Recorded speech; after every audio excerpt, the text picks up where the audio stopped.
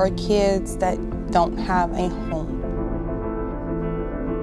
You feel alone because you don't know who to turn to and what to do. This is the worst I have ever seen our community.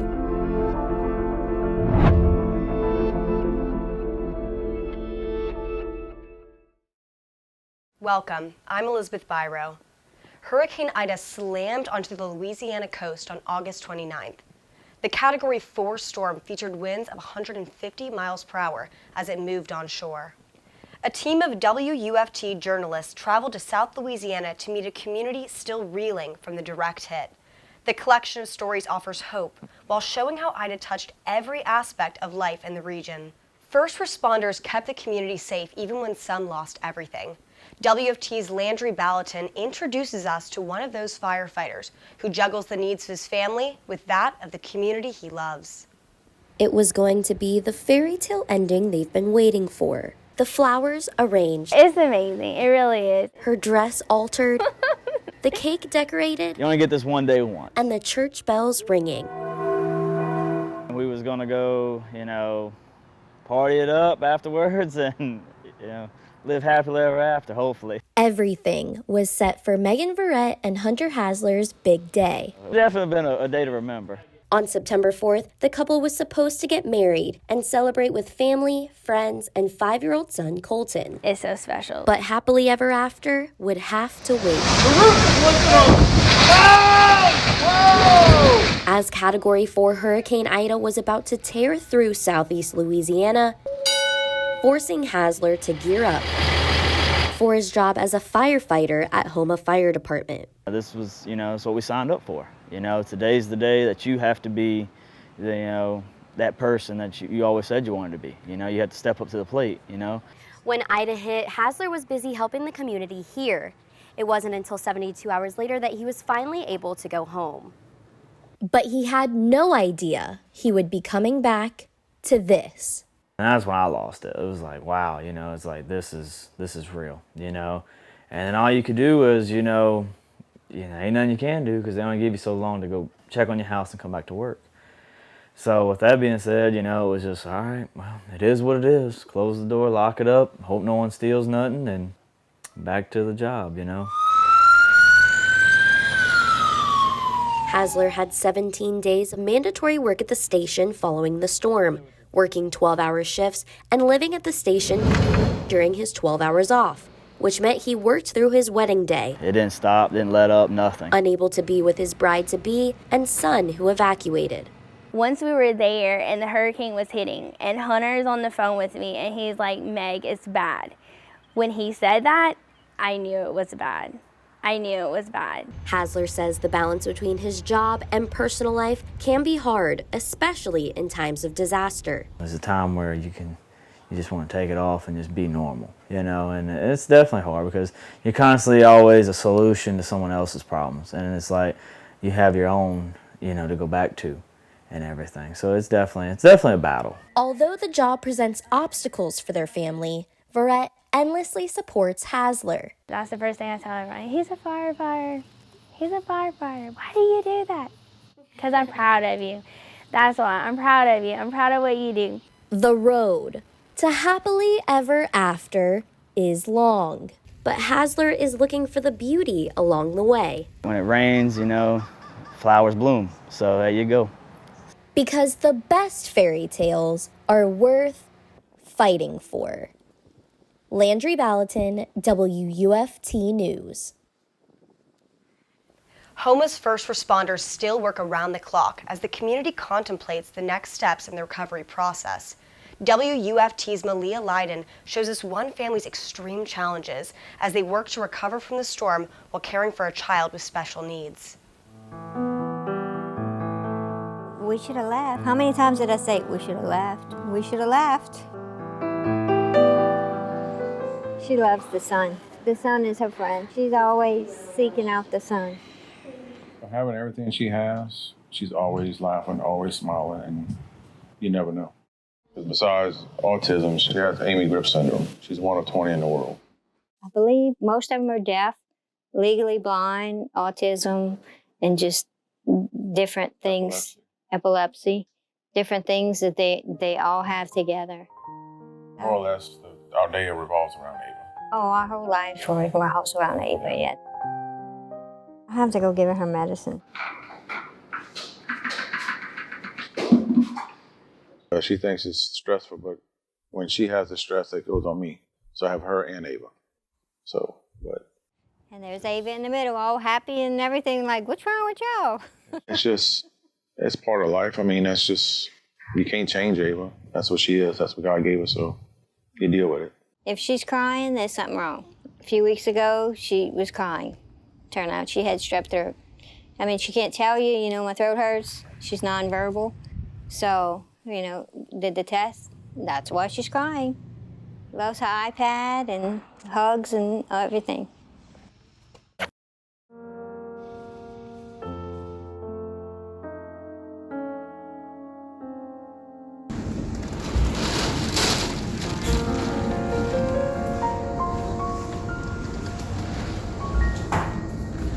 We're watching it come and like the day before, and the Weather Channel saying Houma. It's like, the weatherman just said Houma. He doesn't say Houma, for just anything. He'll say like Louisiana or New Orleans, or he said actually the town we live in. Are you sure we're staying here? And Brian's like, oh yeah, we'll be fine. Not just the storm, it's the after effects of where we are and what we're going through every day.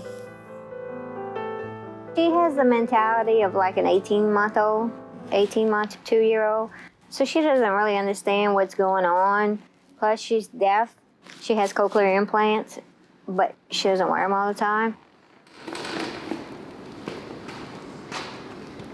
Poor girl, trying to go in her room and there is no room. That's a safe spot, and now she doesn't have it, so it's like, okay, now what am I doing? And you have to accommodate for her, and it's hard. Well, I'm just trying to make everything normal again for her. The autism with Ida is just throwing it out the window. It's just, we're living in an RV. It was very hard at first to get her to adapt to, this is our house now. So we had to bring all her toys, her iPad, everything to make it kind of look like, this is her stuff. This is where you need to be. This is where we are. I had to literally carry her from the house to the RV for a week and a half. She's used to it now, but at first, she kept going to the door. She wanted out. I want to go in the house. And it was just like, what you gonna do? You had to just keep on at it and make her understand that, hey, this is our home for the next 2 months or so. She's not much into playing outside right now, so she's pretty much just in the camper. I don't know how we're gonna get her away from there. If I have to take the motor home and go bring it. You go hide it somewhere. I already told my dad, I said, I'm going to have to come park in your driveway for about 2-3 weeks. I didn't really realize how good it was. I mean, that was all good for Ava. So I guess now that the storm's over, when we do get back to where we were, we'll appreciate what we had before more than we did when we had it. That's the worst thing I've ever seen on this storm was, it's just Houma. Oh, wait, it's turn toward New Orleans. Well, we got to get to New Orleans. That needs to change. Bad.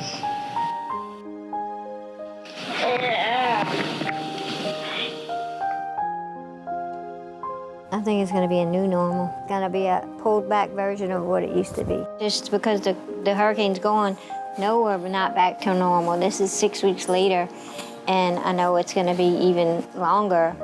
That we're still dealing with this every day. Ava is trying to get back into her routine. And while her school has reopened, thousands of Louisiana children are still without a place to learn. Sizzling oil engulfs some homemade dough, fried to a light golden brown, dusted with powdered sugar, and always served warm. This recipe makes a beignet, a Louisiana tasty treat.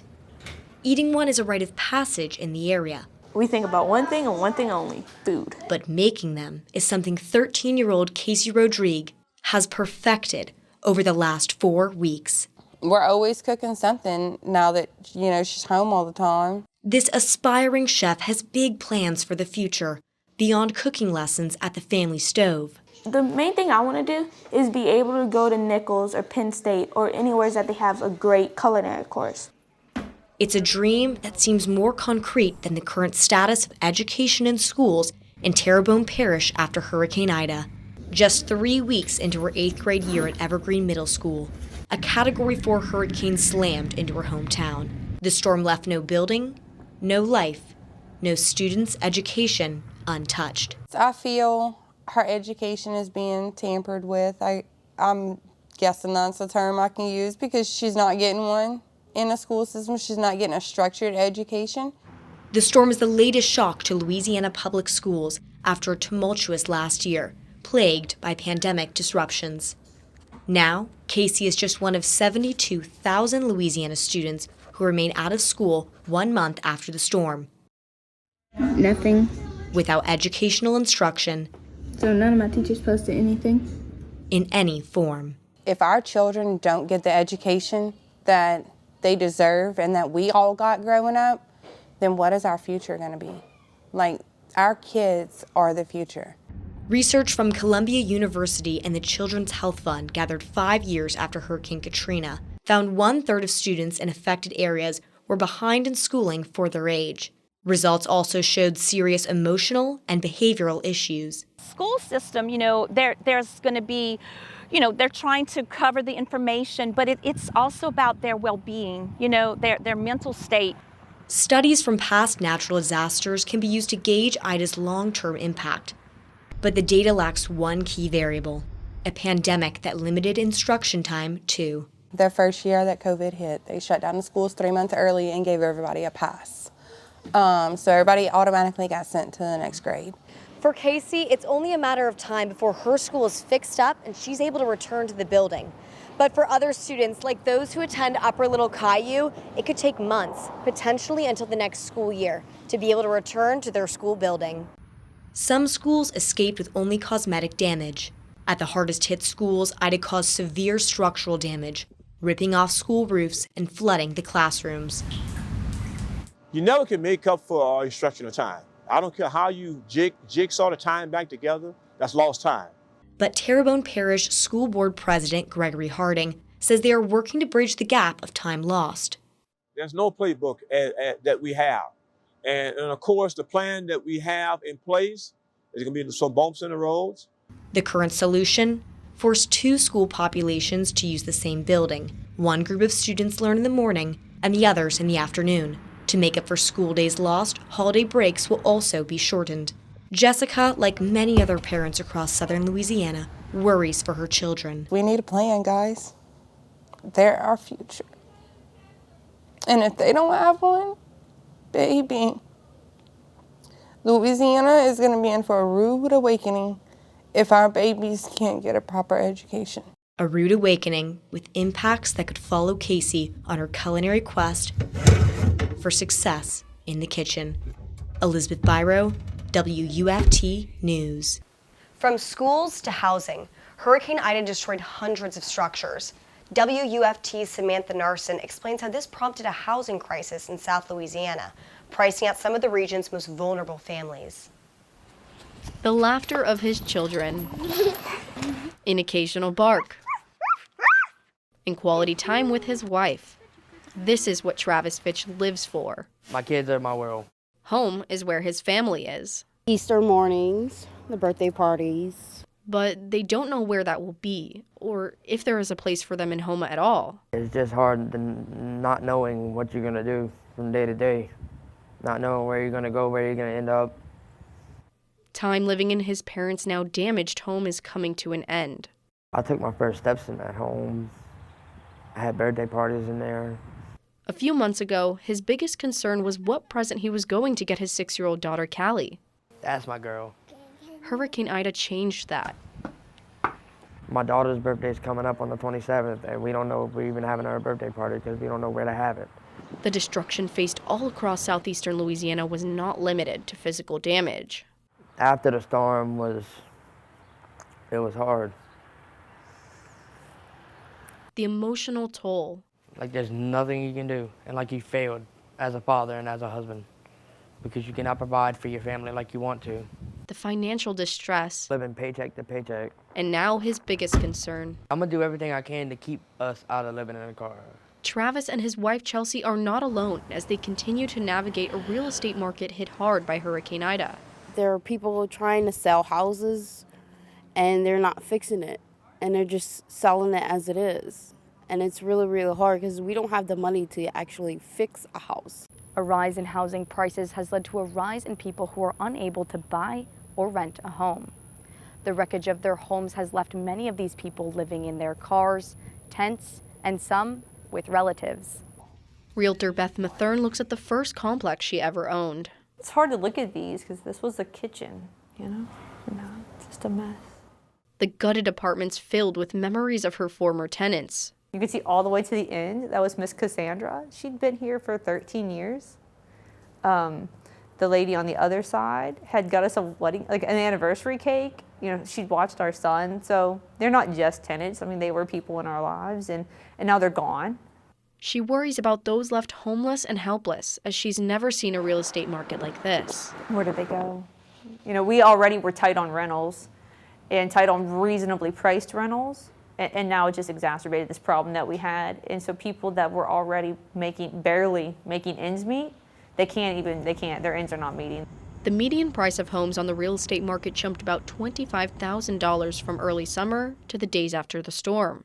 Real estate data shows the median list price in May was $195,000, compared to $219,500 in September, right after Hurricane Ida's landfall on August 29th. Now we have fewer houses to pick from, and you're fighting over houses that are gutted out with tarps on it. So yeah, it was already bad, and now it's worse. Travis and Chelsea don't see the market working in their favor anytime soon. I had apartments that were $1,000 before the storm, and it went up to $3,000 to $5,000 for just a 3-bedroom, 2-bath apartment. Pricing them out and extending the search for a place. The girl in that home, sit on my front porch with a rocking chair. To continue the Fitch family traditions. Samantha Narson, WUFT News. Rising housing costs mean work and a paycheck are more important than ever. WUFT's Anthony Montalto shows us how one of Louisiana's most well-known industries tries to bounce back to normal. Shrimp. A way of life on the bayou. Kim Chauvin owns this dock. To her, I'm working with my husband every day. it's a family affair. My husband would take the kids and I would go sell on the roadside. So that's pretty much how we got here. 35 years in the making. A lot of scrapes, bumps, and bruises. The latest bruise, Hurricane Ida. It has never been this devastating to our fishing communities. We've always had certain things happen, 2 or 3 hits, and we thought that was devastating. The storm gutted homes and businesses all over the small community of Dulac. This is way much worse. Putting several boats, ice houses, and a processing facility out of commission. This thing is usually blowing and going for 7 days a week. Right here at David Chauvin's Seafood Company, things are functioning at about 60%. But just down the road at Huey Ice Company, where the roof was ripped clean off, things aren't functioning at all. And at the Chauvin's main packing facility here at Blue Water Shrimp Company, things are only functioning at about 20%, making it more difficult for the Chauvins to put products on the shelves. The seafood industry in Louisiana is around a $2.5 billion a year economic impact. Fisheries lost all of September, the busiest month in the shrimp industry. A lot of folks lost their boats, their traps, their nets, those sorts of things in the storm. But even the ones that went through in the aftermath didn't really have access to the stuff you need to get out on the water and fish, like ice and water. Before the storm, Chauvin filled her ice storage to the brim. The boats never came. The ice melted, no electricity for weeks. It was kind of like you're doing triage. You're trying to figure out, what do you get done first? Her answer? Try to reopen the main dock, the heart of the family business, even before starting work on her own home. We'll be working here till late, going into our home, pulling out room by room and doing that. While the Chauvin home is still standing, most of her employees aren't so lucky. I'm doing paperwork and trying to figure out how to get housing for them. Some of them are living on the Chauvin's shrimp boats. Hey, I'm taking them aboard the boat. In an effort to keep people employed and business functioning. We have 30% of your industry working. That is people trying to figure out where to put their families because there's no housing. Losing September and keeping her entire crew on payroll takes its toll. We will not be breaking even this year. It would be amazing if we can do it next year. Thank God that we saved for hard times. The future may look grim, but Kim Chauvin is determined to get through it. You could do it if you just live day by day. Anthony Montalto, WUFT News. From the seafood facilities along the bayous to entertainment venues in Houma, WUFT's Gomai Martel introduces us to a couple determined to reopen their nightclub that means so much to the community. From sounds of music, it's a total love situation, to an eerie silence and rubble. Barry and Tina Bergeron went from hosting colorful nights of entertainment at their nightclub, our city needed this, to salvaging what's left after Hurricane Ida. And we were going to start cleaning everything out, start repainting, start doing things that we could do, but it rained again. A blue tarp doubling as a roof was not enough to stop the rain from delaying the recovery process, making it harder for the Bergerons to reclaim their space. Just the roof by itself, we're looking at $25,000, $30,000, Just shy of Category 5 status, Hurricane Ida devoured Intracoastal Club, but never the spirit that lived within these walls. You could sit there and continue to cry and cry and cry. Or you can get up and do something about it. The Terrebonne Parish Department of Zoning and Planning says Ida's strong 150-mile-per-hour winds, not the rain nor storm surge, caused this destruction. The wind was just pulling the water out of the system and then coming around and throwing it back onto the east side of us. This is the worst storm in our lives. Yeah, I'm 63 and I've never seen that. I'm 61 and I've never seen. It's worse than Betsy, Katrina, Gustav, Andrew, and all of them combined.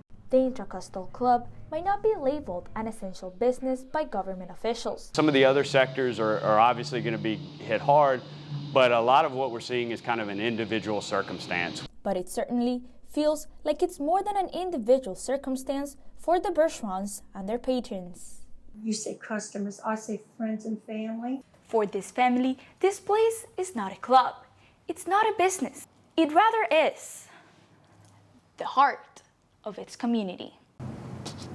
It's just hard to look at it like this.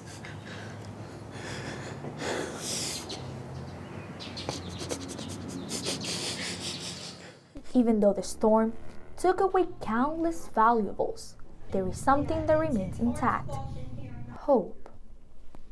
We'll be back. We'll be back. We have too many people that want to help not to be able to come back.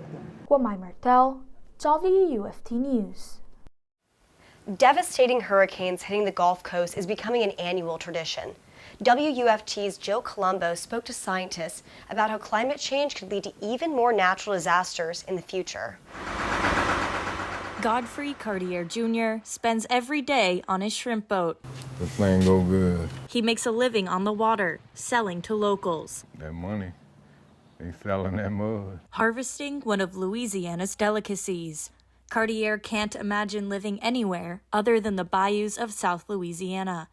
He leads a simple life and tried to protect it all, including his most prized possession during Hurricane Ida. I always rode them out on my boat. Gotta save it.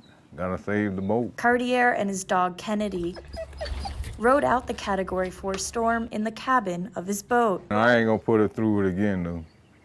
She was a nervous wreck. We ain't think it gonna be that bad. His boat was damaged, but salvageable.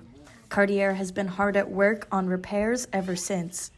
But Louisiana climate scientists say this is only the beginning. They say climate change is driving stronger storms than ever before. People thought that once it was going to hit land, it was going to fall apart because that's commonly what happens. And this stayed strong for so long.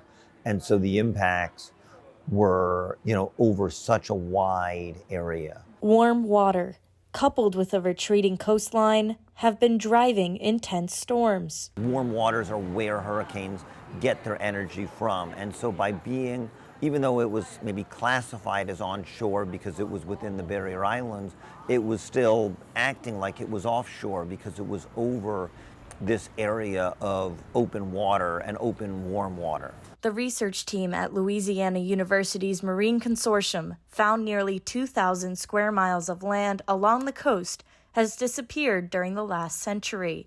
That's about the same size as the state of Delaware.